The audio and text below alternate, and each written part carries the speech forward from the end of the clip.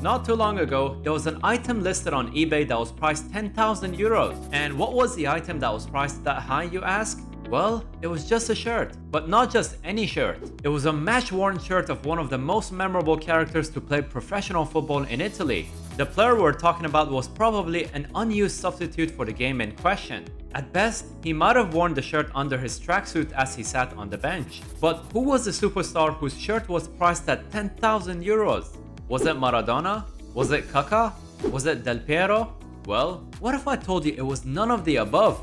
This shirt belonged to a player who was an attacker, but didn't even score a single goal during his 4-year period in Italy. He only played 2 official games, and on both games, he came on as a late substitute. Under normal circumstances, such a player would really struggle to even find a contract, let alone play. But there was nothing normal about the career or the life of Saadi Gaddafi. After all, not every player can have a dictator as a father. But the question is, how did he end up in one of the hardest leagues in the world, and what happened to him afterwards? Well, grab your popcorns, ladies and gentlemen. This is the bizarre story of Saadi Gaddafi's 4 years in Italy. Right, so let's go all the way back to the early 2000s, when Italian football was still a hot destination for the world's best talents. But with all the amazing talent on the pitch, it had more than its fair share of bizarre club owners off the pitch. And among those bizarre presidents was Luciano Gauci, who owned Perugia at the time. Gauci had a long history of antics, including trying to sign a female player in the men's team and threatening to release An Young-hwang for scoring the goal that knocked Italy out of the 2002 World Cup. All of that was still fresh in our minds when Gauci announced his intention to sign a member of the Gaddafi family a year later. For those unaware, the Gaddafi family were the rulers of Libya at the time, and if you're bad in geography, that's a country in north of Africa. Hey, not many people know the world. Alright, let's backtrack a little bit. Let's talk about our man of the hour, Saadi Gaddafi. The third son of the former Libyan leader, Muammar, was playing football in the Libyan National League and was a captain of the Libyan national team. Although, I'm not exactly sure if that was by merit or due to his lineage. While Gaddafi's other sons were part of the government, Saadi chose a different path. He wanted to be a football player. It was his passion. His father supported it and made the necessary move. And that was the beginning of a bizarre career. At 27, he wasn't old by any means, but it is quite late to start a football career from scratch. Al Ahly Tripoli was the first choice, where he was given the captaincy for club and country. His teammates got rewards for assisting him for goals.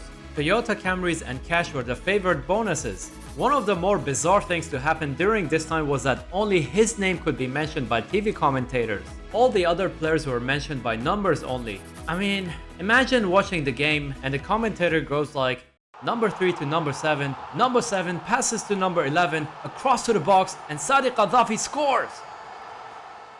Yup, pretty weird I must say. Decisions and results were thought to go Gaddafi's way as well, especially as he was also the president of the Libyan Football Federation. Yup, talking about conflicts of interest. Representing his country was next, and hey, he had 18 caps and scored 2 goals. Again, I'm not sure if it was due to merit or just his lineage, so take that with a fat pinch of salt. I actually tried to look up on how he performed on those, but there's not much information to get a clear picture of how Gaddafi performed for his country.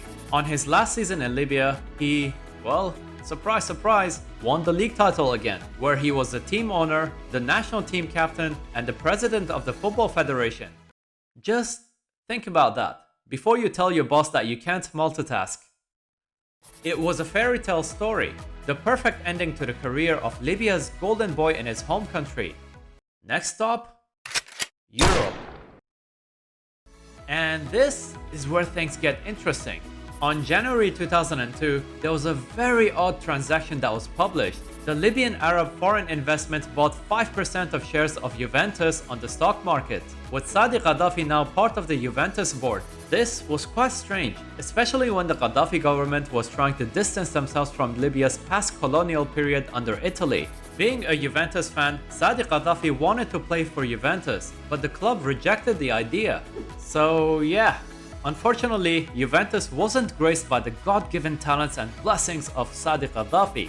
But I guess the neighbor's trash could be someone else's gold. And this is where Perugia enters the story. Now, remember this guy that we talked about a while ago? He owned Perugia at the time, and he took the opportunity to sign Saadi Gaddafi on a 2-year deal.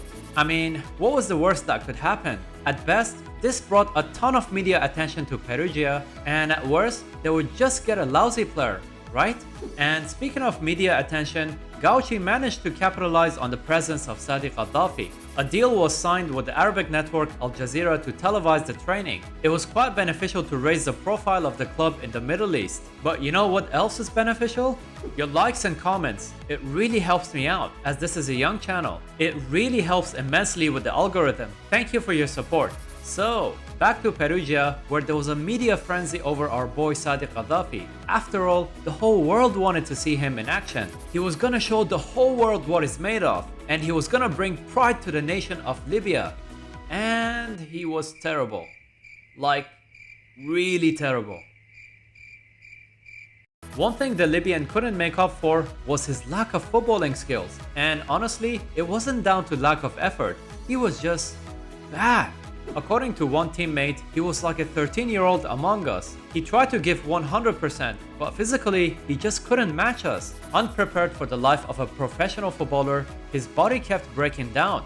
Saadi tried to make up for the deficiency by hiring Diego Maradona as his technical consultant and Canadian sprinter Ben Johnson as his personal trainer. I have a feeling that wouldn't end well. I mean, if you hire 2 athletes that failed drug tests in their careers, I don't know, dude. Let's just see what happens. Time went by and the wait for Saadi's debut grew and grew and grew. At first, he was told that he should resign as a Juventus shareholder due to legal conflicts of interest. He eventually resigned as a Juventus shareholder, and his debut finally came against... You wanna guess who? Alright, drum rolls, stop the music. You ready? None other than Juventus. Yep. And by the way, that was his one and only official game for Perugia. Let me tell you how bad it was, because I was actually watching the game live. Juventus had a player sent off during the match, and when Saadi Gaddafi came on, he literally restored numerical equality. And here's a kicker, he failed a random drug test for performance-enhancing drug nandrolone. Well, I don't know who influenced him on that. I'm not gonna insinuate anything here.